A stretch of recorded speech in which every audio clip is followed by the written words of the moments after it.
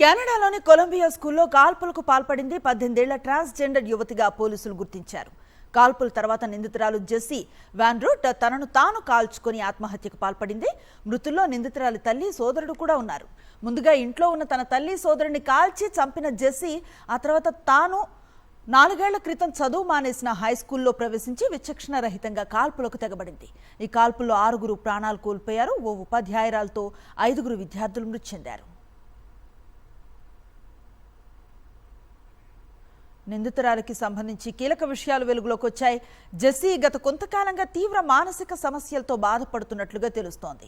ఆమె దగ్గర ఉన్న ఆయుధాలతో ప్రమాదం పొంచి ఉందని పలుసార్లు పోలీసులకు కూడా ఫిర్యాదులు అందాయి. గతంలో ఆమె ఇంటి నుంచి ఆయుధాలను స్వాధీనం చేసుకున్నప్పటికీ చట్ట ప్రకారం వాటి యజమాని కోరటంతో తిరిగి ఇవ్వాల్సి వచ్చిందని అధికారులు చెబుతున్నారు.